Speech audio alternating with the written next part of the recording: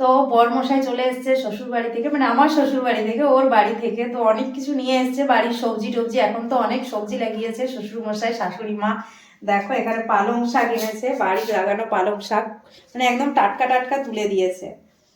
আর এখানে এনেছে মোচা একটা।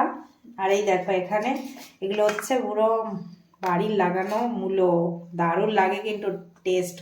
এখানে আছে কলা, বাড়ির কলা এগুলো খুব ভাল লাগে আমার কলা, অনেকগুলো এনেছে দেখো, এক প্লাস্টিক ভর্তি অনেক আছে।